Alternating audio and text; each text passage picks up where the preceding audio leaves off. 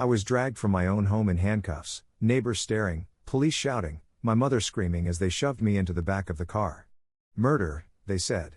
Murder. My hands still smelled of dish soap, not blood. The victim? A man I hadn't seen in years, someone who'd wronged me, sure, but dead? Gone? And somehow, I was supposed to be the one who killed him. The evidence was airtight. A witness claimed they saw me do it. Forensics tied me to the scene. My life, my career, my future, erased in a single, suffocating night. But the nightmare twisted deeper than I could imagine because weeks later, when I was already branded a murderer, when I'd lost nearly everything, the man I had killed walked into a crowded cafe. Very much alive. Before we dive into the story, tell me in the comments which country you're watching this from. I love seeing how far these stories travel, and it helps me connect with you all around the world. My name is Ethan Ward. I'm 32 years old, male, and before everything collapsed, I worked as a cybersecurity consultant at a regional bank in Boston. My job was technical, invisible to most people, lines of code, intrusion tests, hours of poring over audit trails that no one else bothered to understand. It wasn't glamorous, but it was honest. I wasn't a fighter, I wasn't reckless, I wasn't the sort of man anyone would associate with violence. At least, I thought so. That belief shattered on May 3, 2022. I can tell you the exact time, 12:16 a.m. I was still awake, staring at log files on my laptop, sipping cold coffee that had long since turned bitter. My father, Harold, had dozed off in the recliner, television murmuring low. It was an ordinary night, quiet, uneventful, until the pounding began. It wasn't a polite knock. It wasn't even an urgent one. It was thunderous, like a battering ram, like someone trying to break the house itself. The walls shook. My heart leapt into my throat. For a split second I thought it might be a break-in, a robbery, some mistake of address. But when I stumbled toward the door and yanked it open, the world outside erupted into a nightmare I couldn't process fast enough. Flashlights. Shouting. Police, dozens of them. The street glowed in a wash of red and blue, sirens cutting the silence into shreds. Neighbors clustered in their driveways, robes pulled tight against the night, faces pale with curiosity and horror. I blinked against the lights, raising a hand instinctively, but before I could speak, a gloved fist yanked me forward. My chest slammed against the frame. Ethan Ward, you're under arrest for the murder of Michael Trent. The words felt unreal. They didn't make sense, not in my mouth, not in my ears. Murder? Me? Hands forced my arms behind my back. Metal dug into my skin, the click of cuffs final and brutal. My father shouted in the background, his voice rising, trembling with panic. What the hell is going on? You can't just, what are you accusing him of? But no one answered him. The officers moved with a practiced rhythm, efficient, detached, as if I were just another line item on a list. They read me my rights in monotone, barely audible over the thundering of my pulse. My words tangled as I tried to protest, I don't understand, who? I haven't hurt anyone, there's been some mistake. But the more I spoke, the harder their grip tightened, until silence felt safer than fighting. Michael Trent. That was the name they used. A ghost from my past. He'd been a colleague years earlier, a man with sharp suits, sharper lies, and a talent for taking credit that didn't belong to him. He'd sabotaged me more than once, twisted numbers, spread rumors. The last time I saw him, he had been under investigation for data theft, and then, he was gone. Out of the company. Out of my life. I hadn't thought about him in years. And now? They were telling me I had killed him? I wanted to laugh, to scream, to collapse. But all I could do was stumble forward as they dragged me out into the cold night. The air reeked of gasoline and damp asphalt. The neighborhood was alive with whispers and cell phone cameras. Every step toward the squad car felt like a step deeper into a grave I hadn't dug. My father tried to push past the officers, his fists shaking at his sides, but one of them blocked him, hand resting on his holster. I caught my father's eyes, wide, desperate, helpless, and it was like watching a lifetime of trust and pride collapse in an instant. "Dad, it's not true," I shouted, my voice cracking as they shoved my head down into the squad car. But even as I said it, I realized how empty it sounded. The cuffs, the uniforms, the floodlights, all of it painted me guilty before it even breathed a word of defense. The door slammed shut. Inside the car, everything felt smaller, airless. My wrists burned. My pulse pounded so loud it drowned out the sirens. Through the tinted glass, I could still see the neighbors recording. Their faces were a blur, but I knew what they were thinking. A murderer had lived next door. By the time the engine roared to life, the narrative was already set. No one would remember me as the quiet guy who kept to himself, who worked late nights and mowed his father's lawn on weekends. No. From this moment forward, I was Ethan Ward, the man accused of killing Michael Trent. And in that suffocating silence, one thought consumed me: if they could take everything from me so quickly, if they could brand me a murderer without a shred of truth, what chance did I have of proving otherwise? The first thing they did after booking me was strip away every shred of identity. My watch, my wallet, even the shoelaces from my sneakers, all tossed into a plastic bag with my name on it, as if that bag now held the only version of me the system cared about. The cold fluorescent lights hummed overhead, the walls stank of bleach, and the processing officer never once met my eyes.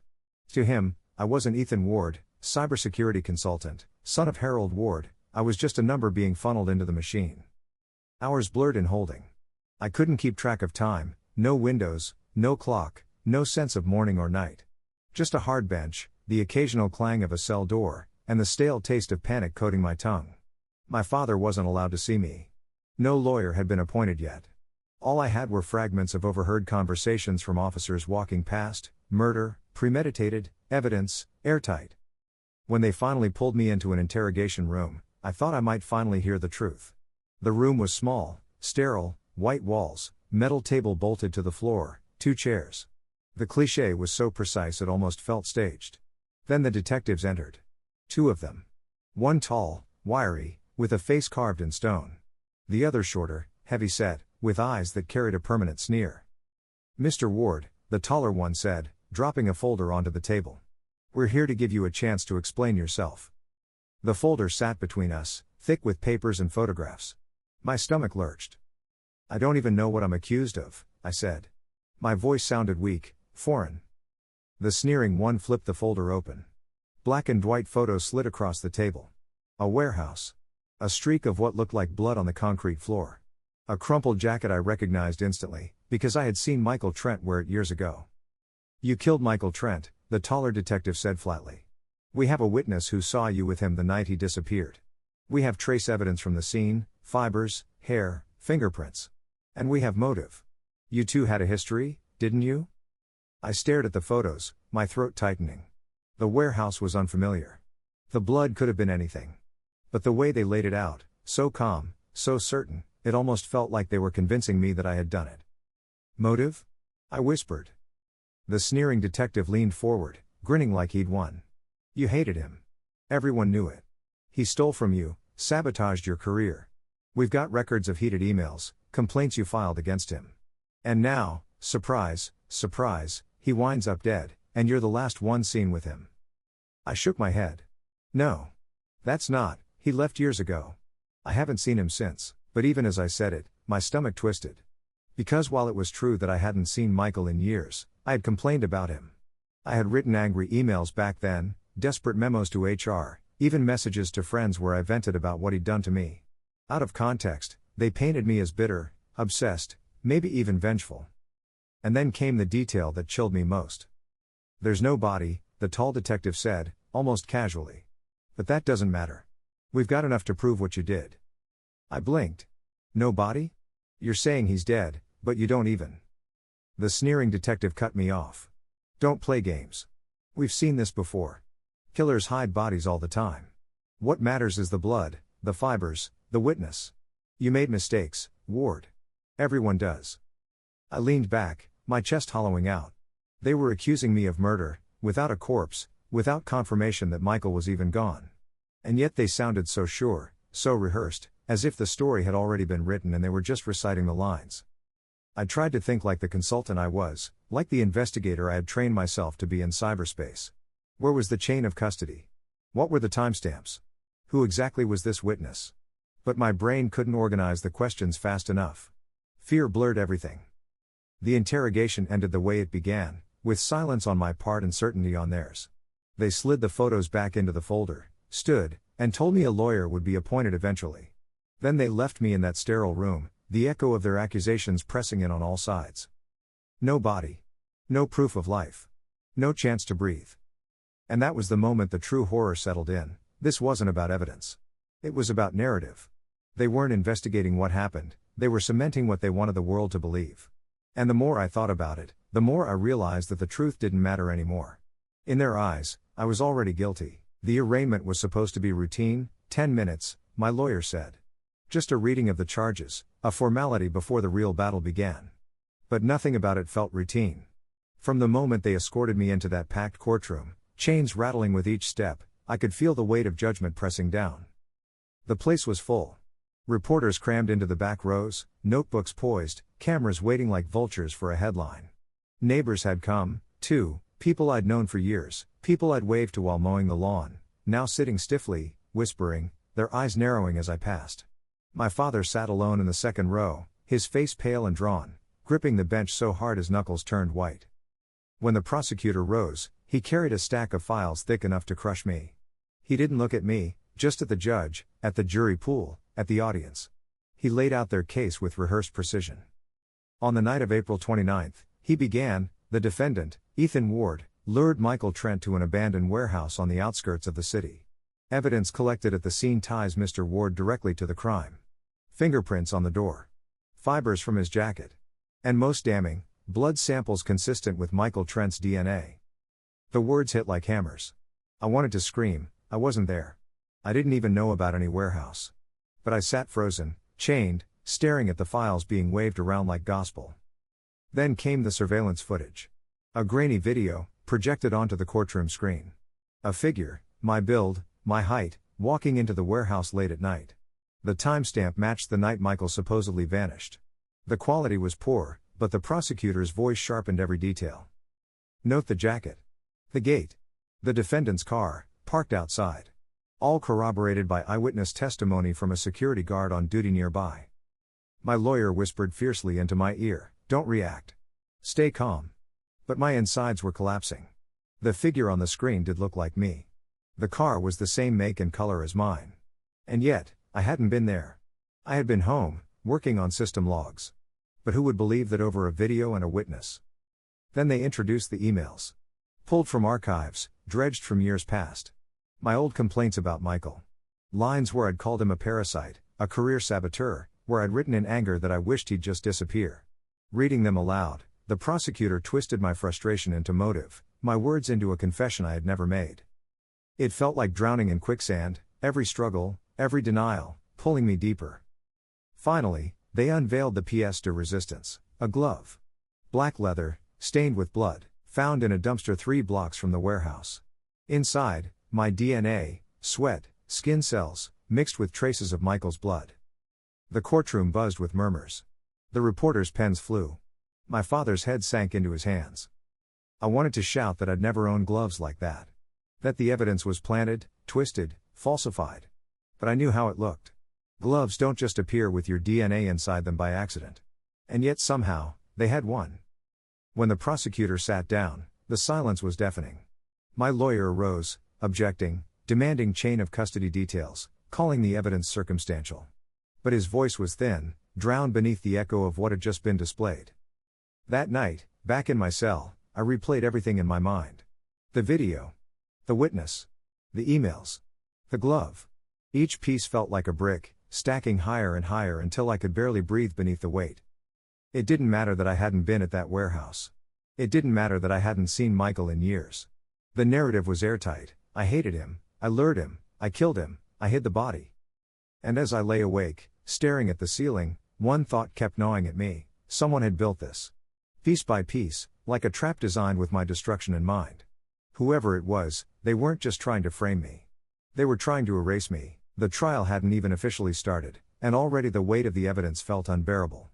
But nothing, not the photos, not the surveillance footage, not even the glove, prepared me for the betrayal that came next. It was the second day of hearings. The courtroom smelled of old wood and coffee, heavy with the murmurs of anticipation. I sat shackled at the defense table, staring at the scuffed floor, trying not to think about the cameras pointed at me. My lawyer whispered strategies in my ear, but the words barely registered. I was drowning in dread. Then the prosecutor rose and announced his next witness. My blood ran cold at the name, Caroline Miller. Caroline had been my colleague, more than that, a friend. We'd worked side by side in cybersecurity for 3 years. She was sharp, ambitious, the kind of person who never let anything slip past her. I trusted her. I'd vented to her about Michael Trent back when he was sabotaging me, back when his games made me question my sanity. She had always listened, always nodded, always told me I was right to be angry. And now she was walking into the courtroom, sworn and under oath, ready to testify against me. She sat upright in the witness chair, her dark hair pulled back neatly, her expression calm. The prosecutor's questions flowed smoothly, like a script they'd rehearsed. "Ms. Miller, did Mr. Ward ever discuss Michael Trent with you?" "Yes," she said, her voice steady. "He spoke about him often. He felt Michael had stolen opportunities from him. He said Michael ruined his career." The words stung, not because they were untrue, I had said those things, but because of how they were framed. She wasn't just recalling conversations. She was painting motive, layer by layer, and she was doing it with a precision that felt rehearsed. "Did Mr. Ward ever express anger toward Mr. Trent?" "Yes. Many times. He said he wished Michael would disappear. He said one day he'd make sure Michael paid for what he did." My lawyer objected, but the judge allowed it. Caroline continued, her voice unwavering, each word another knife. The prosecutor leaned in. "Ms. Miller, to your knowledge, was Mr. Ward in possession of black leather gloves?" My heart dropped. No one should have known about those gloves, because I didn't own them. And yet here was Caroline, nodding. "Yes.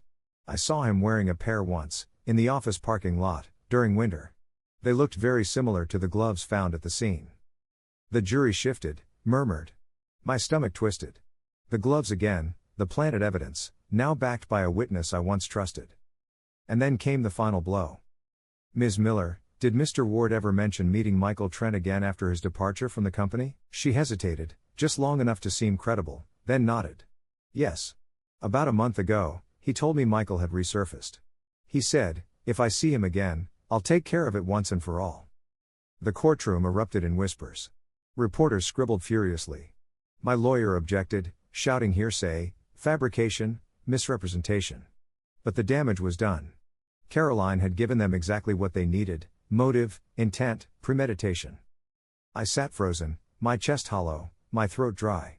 I searched her face for any sign of remorse, any flicker of recognition that she was condemning me with lies. But her gaze never met mine. She stared straight ahead, composed, as if she had convinced herself that this was truth. And in that moment, something shifted inside me. Up until then, I'd told myself it was a mistake, a misunderstanding, evidence twisted by chance or incompetence. But Caroline's testimony wasn't incompetence. It was deliberate. Precise. Personal. Someone wanted me buried.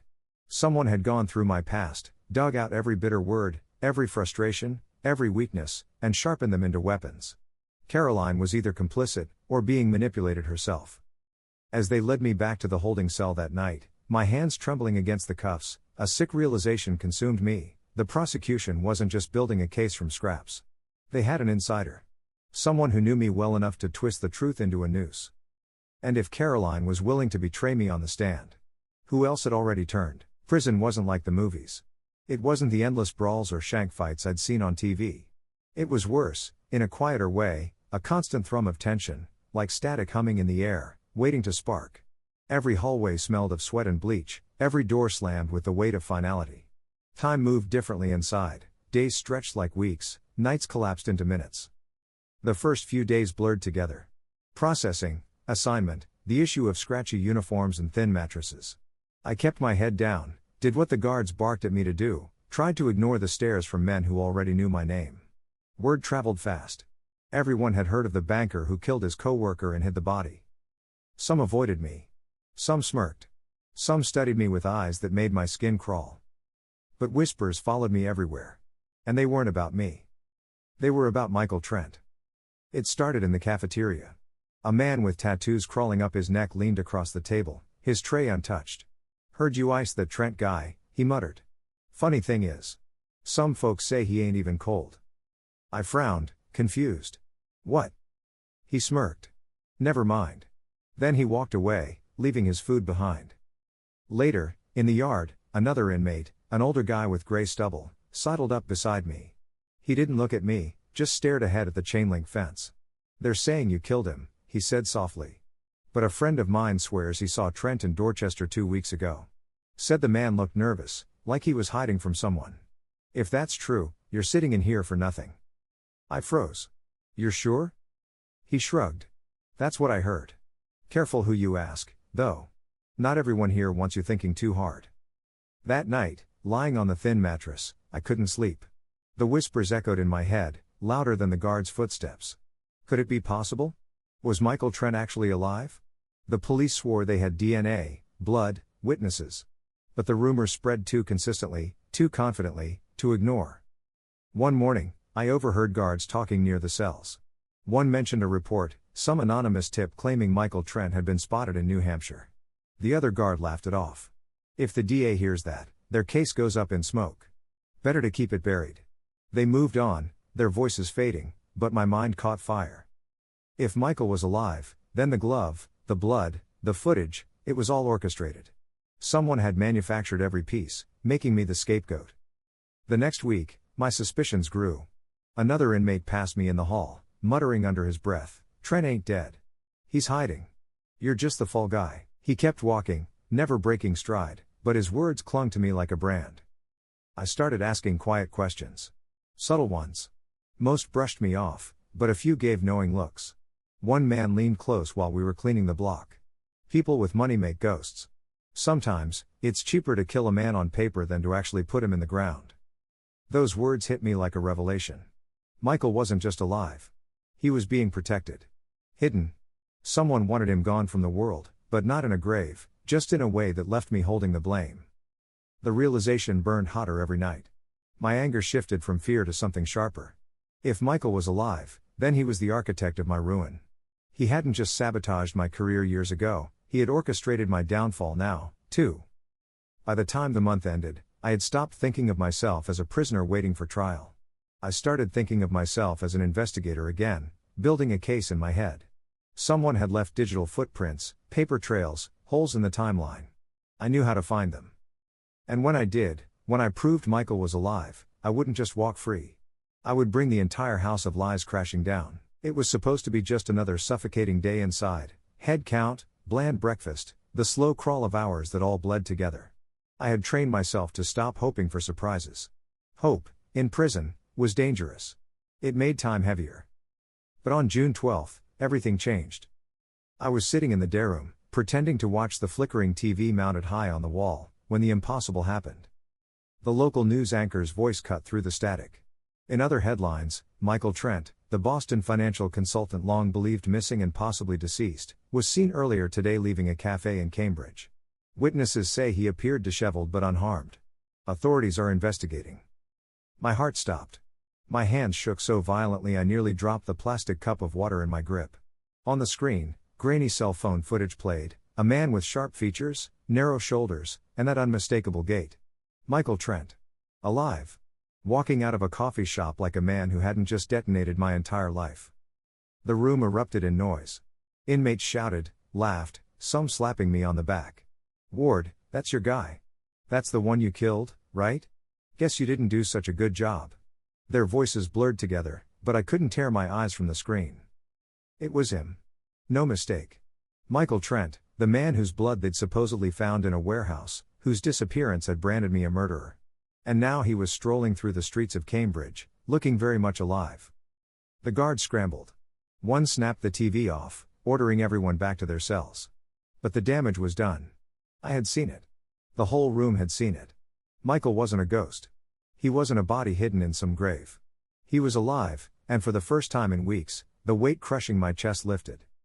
But the relief lasted only seconds before something darker replaced it. If Michael was alive, then someone had planted that evidence. Someone had manufactured the glove, the blood, the video. And Michael himself had allowed it to happen. He had let me rot in a cell, let me be branded a murderer while he hid in plain sight. That night, sleep was impossible. My thoughts burned like wildfire, circling the same truth. Michael wasn't just alive. He was in control. He had staged everything, pulled every string, and the system had danced to his tune. The next morning, my lawyer visited me, his face pale and drawn. "Ethan. It's true. Michael Trent's alive. He walked into a police station this morning, claiming he's been in hiding because of personal threats. The DA is scrambling. They can't explain it. They're saying they still have proof of your involvement in something. But this changes everything." I laughed, an ugly, broken sound. Changes everything? They chained me, humiliated me, paraded me as a killer. My name's already ruined. My neighbors, my colleagues, even my own friends, they all think I'm a murderer. Michael walking and alive doesn't erase that. My lawyer leaned forward. Then maybe it's time we stop playing defense. Maybe it's time we start digging into how this happened. Someone set you up, Ethan. The question is, why? Those words lit something inside me. Until then, I had been reacting, drowning in their accusations. But now I saw it clearly, I wasn't just a victim. I was being hunted, manipulated, erased. And if Michael thought I would crumble under the weight of his lies, he was wrong. That night, lying in my bunk, I whispered to myself the vow that would carry me through everything that came next. If Michael Trent wanted me destroyed, then I would drag him into the light piece by piece. I would tear apart every lie, every forgery, every planted scrap of evidence. And when the truth came out, it wouldn't just clear my name. It would burn us to ashes. Because now, the dead had returned, and so had my fight. The day Michael Trent reappeared alive should have been my liberation. But the truth was, I was still shackled. The charges weren't dropped overnight. The DA muttered about ongoing investigations, claiming there were still unanswered questions about my supposed involvement. They couldn't admit they'd been wrong, not publicly, not after parading me in front of cameras as a murderer. So if I wanted freedom, I couldn't just wait for justice to fall into my lap. I had to dig it out myself. I started where I always did, with data. From the prison library, I requested every scrap of public record I could get my hands on: arrest reports, hearing transcripts, evidence inventories. Dry pages that most men in here would have skimmed and tossed aside. But to me, they were gold. Every timestamp, every chain of custody note, every log entry, I devoured them, looking for cracks. And there were cracks. The surveillance footage of me entering the warehouse? The timestamp metadata didn't match the official police log. The footage claimed to be from April 29, 11:03 p.m., but the original report logged it as received on April 30, 3:47 a.m., from an anonymous source. Anonymous. Which meant it hadn't come directly from a city-owned camera. It had been handed over, tampered with before it even reached law enforcement. Then there was the glove. I couldn't test the DNA from my cell, but I could dissect the paperwork. The lab report listed the evidence received on May 1. But the chain of custody form had a glaring gap: no officer's signature for nearly 12 hours between collection and submission. 12 hours where anyone could have altered it. Even the witness, the security guard who supposedly saw me, was shaky. In cross-examination transcripts, he admitted he thought it was me, based on build and posture, but hadn't seen the face clearly. The prosecutor glossed over that. But I didn't. Piece by piece, the house of cards began to tilt. But I needed more than paperwork. I needed proof no one could bury. That's when I remembered the system logs. The night Michael allegedly disappeared, I had been at home, working on remote penetration tests for the bank servers. Every keystroke had been logged, timestamped. If I could access those logs, I could prove I hadn't been anywhere near that warehouse. I wrote to my old team at the bank. At first, silence. Then a reply, anonymous, unsigned, slipped through official mail channels. Inside was a printout of system activity logs from April 29, 10:30 p.m. to April 30, 12:15 a.m. My username. My IP address. Dozens of commands executed during the exact time I was supposedly luring Michael to his death. It was digital alibi. Ironclad. I pressed the pages to my chest that night, my pulse racing. Whoever sent them, someone still loyal to me, had given me the first real weapon I'd had since this nightmare began. But even as relief washed over me, another realization followed: someone on the inside had ignored those logs. Buried them. Suppressed exculpatory evidence that could have cleared me from the start. The system wasn't broken. It was complicit. So I made a new plan. It wasn't enough to prove Michael was alive. It wasn't enough to clear my name. I needed to expose the rot, the deliberate cover-up, the planted evidence, the insider feeding the prosecution lies. Because if I didn't burn it all down, they would just find another way to bury me. For weeks, I had lived under the crushing weight of accusation. But the system logs changed everything. They weren't just an alibi, they were a spark. And sparks, in the right place, start fires. My lawyer was cautious. This shows you were working during the supposed time of the murder, yes. But the DA will say you could have scheduled those commands. Or that someone else logged in with your credentials. They'll twist it. He wasn't wrong. They already had. Every shred of evidence so far had been bent into a weapon. The glove. The video. The witness. Why wouldn't they bend this too? That's when I realized, I couldn't just defend myself. I had to trap Michael. Make him expose himself in a way no one could spin. I started mapping it out in my head, step by step, like a penetration test. Find the vulnerability. Exploit it. Document everything. The vulnerability was Michael's arrogance. He wasn't hiding like a man afraid for his life. No. He had strolled into a cafe in broad daylight, let himself be filmed, then casually walked into a police station claiming personal threats. That wasn't fear. That was control. Michael wanted to be seen. He wanted the world to know he was alive, just not the truth of how he had staged my downfall. So the trap had to play to that vanity. The anonymous ally who had sent me the system logs became my lifeline. Through coded letters smuggled in library books, I asked for more. Metadata, receipts, anything with digital fingerprints. Slowly, they trickled in, archived emails from burner accounts, fragments of financial transfers, traces of VPN connections that didn't quite mask their origin. Each one pointed back to Michael, not me. One fragment in particular chilled me, a wire transfer of $15,000, routed through an offshore account, landing in the name of Caroline Miller. The colleague who had testified against me. The friend who had described gloves I never owned. That was the break. Caroline wasn't just manipulated, she was bought. And Michael had left a trail. The next step was exposure. But it couldn't come through the DA, not through the courts that had already buried me once. No, I needed a channel they couldn't control. So I reached out to a journalist. Not directly, of course. From inside, that was impossible. But my father could. Through tear-stained visits, I gave him names, times, documents. He was reluctant at first, broken by weeks of humiliation and doubt. But when I slid the printout of Caroline's transfer across the table, his hands trembled with fury. "They did this to you," he whispered. "They destroyed you. I'll make sure the world sees it." It was risky. If Michael caught wind of the investigation, he could vanish again, but I was counting on his pride. He had shown himself once already. He would do it again, especially if he thought he was untouchable. So we baited the hook. Through the journalist, an article leaked, anonymous sources suggesting inconsistencies in the Michael Trent case, pointing out gaps in the evidence, hinting at financial improprieties involving key witnesses. It wasn't conclusive, it was provocative. A spark dangled in the open. And just as I'd hoped, Michael took the bait. 2 days later, a new video surfaced online. Grainy cell phone footage of Michael, standing outside a bar, telling anyone who would listen that the conspiracy theorists were wrong, that he had nothing to hide, that he had never framed anyone. His voice shook, not with fear, but with anger. He wasn't defending his innocence. He was defending his ego. And that was the first step into the trap. Because the more Michael talked, the more he would contradict himself. The more he appeared, the more digital fingerprints he left behind. My job now was simple: wait for the next slip, the next timestamp, the next contradiction. And when it came, I would be ready. Because this wasn't about proving I was innocent anymore. This was about dragging Michael into the light, and making sure he never crawled back into the shadows again. For weeks, I had lived in the shadows of accusation, my voice drowned out by prosecutors and headlines branding me a murderer. But on July 8th, the silence broke, and it didn't just crack. It detonated. The journalist my father had contacted, her name was Lila Serrano, wasn't just another reporter chasing clicks. She was relentless, surgical, a bloodhound for inconsistencies.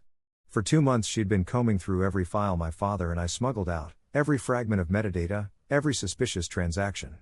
And then she dropped it all at once, like a guillotine. The article went live at 6 a.m. on the Boston Herald website. By 7 o'clock, it was everywhere. Twitter. Reddit. Cable news. Headlines screamed.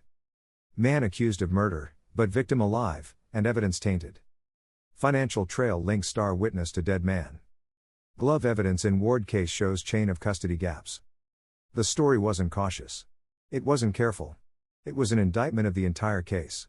Lila had laid it out in brutal, undeniable sequence. Surveillance footage handed over anonymously, with metadata inconsistencies.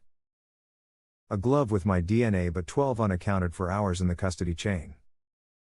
System logs proving I had been online, working, at the exact time prosecutors claimed I was at the warehouse.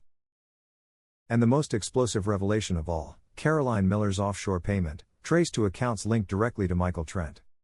The article didn't just question the case. It accused the prosecution of negligence, the police of complicity, and Michael of orchestrating a fraud that had nearly destroyed me. The reaction was instant.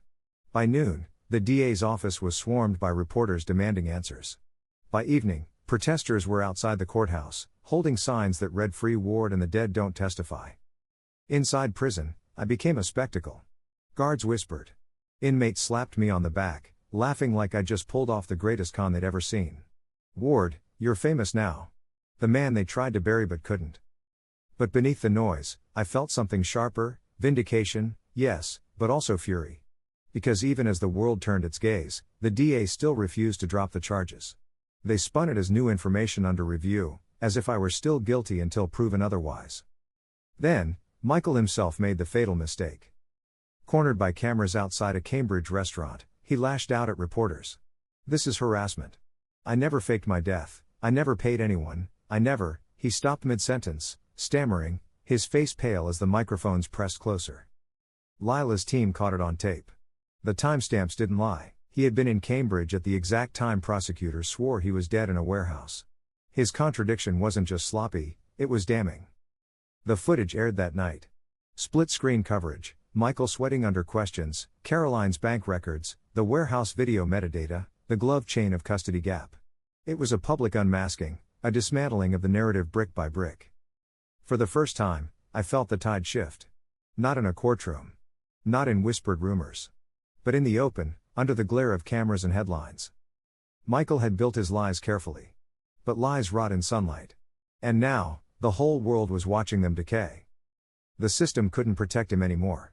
The truth had slipped its chains, and there was no forcing it back into silence.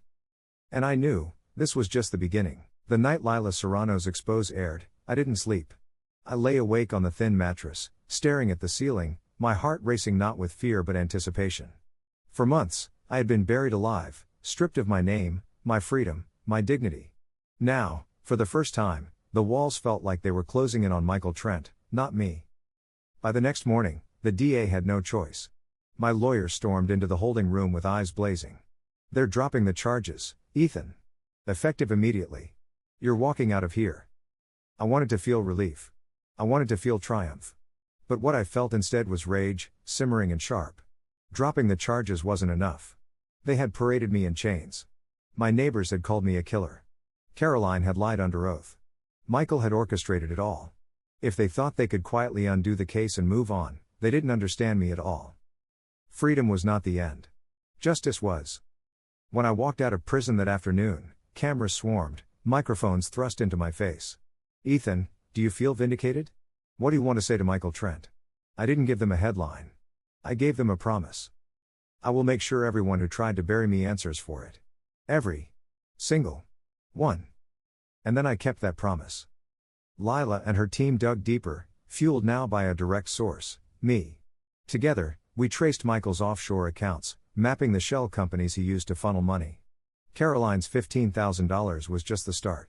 There were larger payments, to consultants, to anonymous LLCs that, when unraveled, pointed back to a web of fraud Michael had been running for years. Identity theft. Embezzlement. Tax evasion. He hadn't just staged my downfall, he had built his empire on deceit. We fed it all to regulators, to watchdogs, to every journalist who would listen. Documents. Emails. Bank transfers. Even digital traces Michael hadn't bothered to cover properly, because he thought no one would look. But I did. I knew exactly where to look. And then came the final trap. We orchestrated a sting, a meeting arranged through one of Michael's shell accounts, under the guise of a new offshore investment. Lila's contacts wore hidden cameras. Michael showed up, slick suit, smug smile, convinced he was untouchable. But when the documents were slid across the table, showing every transfer, every offshore account, every payment to Caroline, his composure cracked. The footage caught everything. His stammer. His denials. His attempt to grab the files. His slip of the tongue, "You think I went through all this just to protect myself?" That line aired on national television. It was the coffin nail. Within weeks, Michael was indicted, fraud, perjury, conspiracy, obstruction of justice. Caroline was arrested for perjury and bribery. The DA who buried my alibi resigned in disgrace. And me? I stood outside the courthouse, this time without chains, without shame. The same neighbors who had whispered against me now avoided my eyes. The same reporters who had called me a killer now shoved microphones at me, desperate for a soundbite. I gave them one. You tried to erase me. But the thing about erasing data, there's always a backup. And I was the backup. That line played on every channel, replayed across social media, quoted in headlines. But for me, the true victory was quieter. It was in the silence that followed, the absence of chains, the absence of whispers, the knowledge that the man who had tried to bury me would never crawl out of the grave he dug for himself. For the first time in months, I slept deeply. No sirens. No pounding doors. Just silence. And when I woke, the weight that had crushed me was gone. Because justice wasn't just served. It was carved into stone. Freedom was quieter than I imagined. When I opened my own front door and stepped into the light, the world outside seemed both the same and irrevocably altered. Birds called the same, cars passed, the neighbor's sprinklers hissed, but everything else had been rearranged around the most public humiliation a person could suffer. People watched. They watched with blinds halfway closed, with newspapers in hand and shame on the edges of their mouths. Some nodded awkwardly, some turned away. I could feel the distance like a new street between me and those who once greeted me at the mailbox. My father tried to be a shield, he handled calls, deflected questions at the door, took blame he didn't deserve, but I saw the exhaustion in him, the way the lines at the corners of his eyes had deepened overnight. He'd carried my nightmare for months, now he carried the slow work of rebuilding. Mail arrived in strange waves. Apologies. Accusations. Requests for interviews. Offers of help. Threats. The variety of human response was exhausting and oddly clarifying. People who'd believed the worst reached out with shame, those who'd suspected a setup wrote with relief, strangers from other cities sent messages about how my story had made them fight an injustice in their own lives. Those letters were strange balm. But the hardest adjustment was internal. Freedom didn't kick the trauma out of me like a guest, it left it behind in the rooms of my mind. Sirens still made my stomach drop. The word evidence made my throat close. I woke from nightmares where Caroline's calm face hovered over me in the courtroom, or where I was once again cuffed and dragged beneath fluorescent lights. The simplest sounds, a police radio in a cruiser, a camera shutter, could send me back into that hollowed place I had spent months climbing out of. Lila called one afternoon. "People want to hear you tell it," she said plainly. "Not through the paper, not through me. You." I hesitated. Public exposure had gutted me once. Why return? Because the silence had begun to feel like complicity, because the story hadn't been fully owned by the person who'd lived it, and because I'd learned telling the truth was itself a kind of defense. The interview was not catharsis so much as reclamation.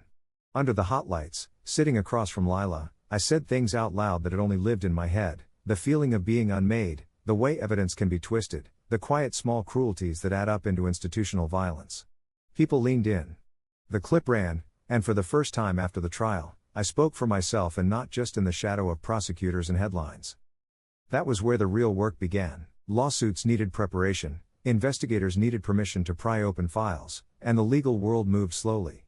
But Lila's piece had shifted the conversation. People were listening, offices were embarrassed, and oversight agencies that had been dormant began to stir. My name was no longer just a scandal headline, it became an example. And with that example came responsibility. I wasn't just seeking personal restoration. I felt, irrationally perhaps, like a steward of a warning. If the system could swallow me, it could swallow anyone. So I started small. I met with watchdog groups, with lawyers who specialized in civil rights and forensic reform. We built a plan that didn't begin or end with me. It would force accountability in ways that mattered institutionally, corrections to investigative procedures, policy changes around chain of custody, and mechanisms to ensure exculpatory evidence could not be so easily ignored. At night, I still woke to the old panic, but during the day I converted that panic into something steadier. I researched, I filed requests, I compiled the mountains of documents that would be necessary. Reclamation wasn't a single hero's speech. It was paperwork, it was patience, and it was the stubborn insistence that the system be asked to do what it had failed to do, live up to its own rules. The first public interview had been the spark. The second was the ledger. I began to organize everything I could find into a defensible narrative that had teeth, timestamps, IP logs, bank transfers, chain of custody gaps. If they thought they could reduce me to a headline, I would rebuild my identity in documents, in testimony, in proof they could not spin away. I worked with civil rights attorneys and forensic auditors. We subpoenaed records that should never have gone missing. We analyzed metadata until the files spat out hidden timestamps and editing histories. We cross-checked witness schedules against phone records.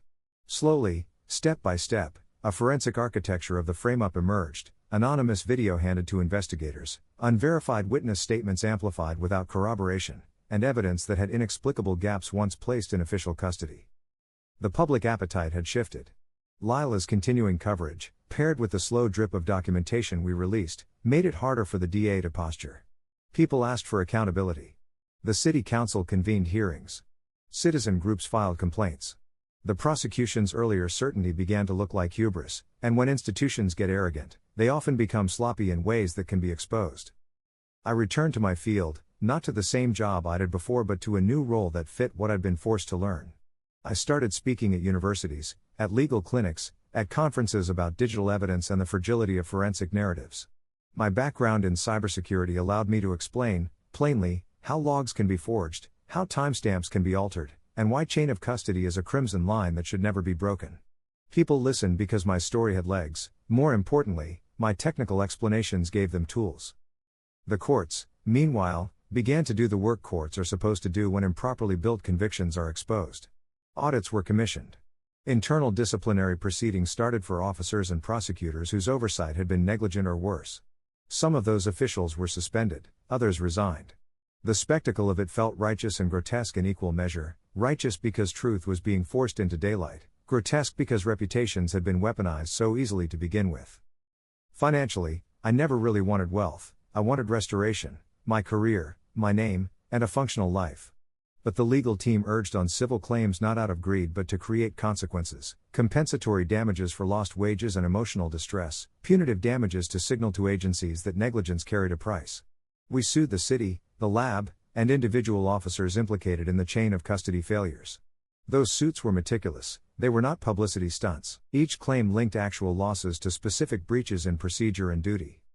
The media cycle offered both satisfaction and frustration. Some days, the headlines celebrated the slippage of the prosecution's narrative. Other days, pundits debated how rare such errors were and whether the system was fundamentally sound. I got used to both the praise and the doubt.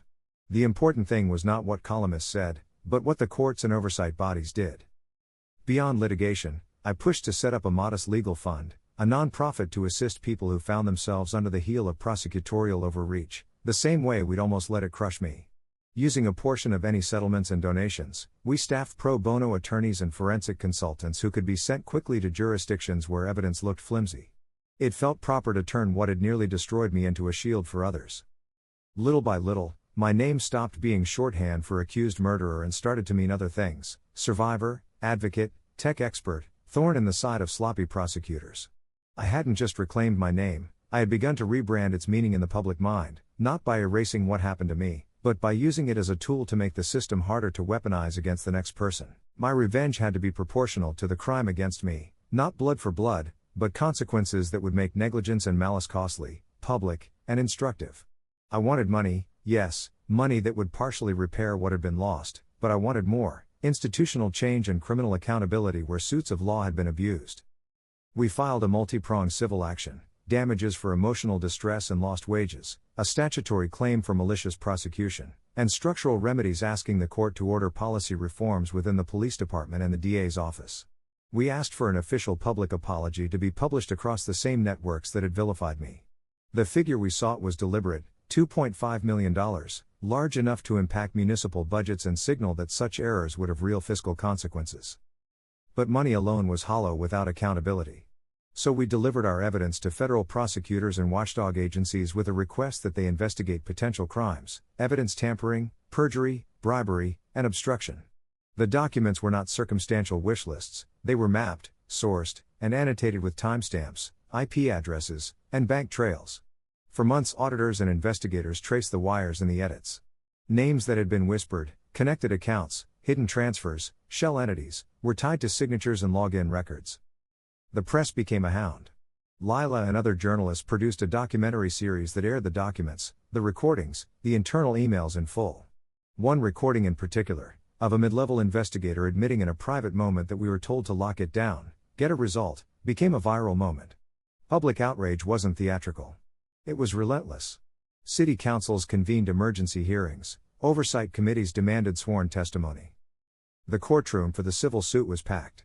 The judge listened as we presented a chronological trail of failures and corrupt acts. Officers who had once testified about unequivocal evidence found themselves answering questions about missing signatures and unaccounted hours. Prosecutors who had announced airtight cases had to explain decisions to ignore exculpatory logs. Under oath, some told truths that made them look incompetent, others invoked memory failures that sounded thin under cross-examination. Administratively, the city froze discretionary funding for the unit involved. Internal disciplinary files were opened. Some officers were suspended. Internal Affairs recommended criminal referral in several instances. The DA's office saw resignations and ethics inquiries. At least one line prosecutor faced charges tied to mishandling evidence. Caroline, the witness who'd lied under oath, accepted a plea that required full cooperation. The amount she'd received from accounts tied to Michael was revealed in court, and restitution was ordered. When the civil settlement was finalized, the clerk read the figure in a voice that made it real: $2.5 million, to be paid by the municipality, with a portion allocated to the victims' fund we'd created. There was no joy in the check. It was a paper remedy to intangible losses, but it was also a deterrent. The city would now account for that payout every budget cycle. The settlement required written apologies, a commitment to policy changes, and the establishment of an independent evidence audit unit. And for the criminal accountability? The federal investigation expanded. Michael Trent was indicted on charges of conspiracy, wire fraud, and obstruction, the financial trail couched in plain criminal language. Several local officers and one supervisory prosecutor faced charges related to evidence tampering and obstruction. Their reputations, and in several cases, their livelihoods, crumbled under the weight of public scrutiny and legal action. I took only a portion of the settlement for my immediate needs. I seeded the legal defense fund that would help others, and I endowed a small fellowship for forensic integrity audits in under-resourced jurisdictions. I wanted the money to be more than compensation. I wanted it to be a tool to prevent someone else from being silenced as I had been. When the indictments and the resignations landed, I felt a fierce, clean relief. I had not sought vengeance in blood. I had sought the law to work as intended, to punish wrongdoing, to make the harmed whole insofar as money and policy can, and to make a system pay attention to its worst impulses. Sitting alone one evening after the last hearing, I thought about what had been taken from me and what I'd managed to reclaim. The quiet revenge, watching budgets tighten, watching careers dissolve, watching public records carry the stain of their failures, felt more absolute than any public spectacle. It wasn't physical cruelty, it was a dismantling of prestige and impunity, done under the banner of transparency and law. The final words I spoke weren't triumphant shouts on a courthouse step. They were quieter, addressed to the empty courtroom and to myself. I don't want them to suffer for the sake of cruelty. I want the system retooled so that it cannot swallow another person as easily. Let this be the price of forgetting. That was my vengeance, not the ruin of a man, but the repair of a system. The people who'd wronged me paid, not with violence, but with exposure, legal consequences, and a financial reckoning that would echo in budgets and audits for years. My name was cleared. My life returned, imperfect and scarred, but functional. And the quiet work of rebuilding, of using what was taken to protect others, became the last, sweetest closure I would ever want.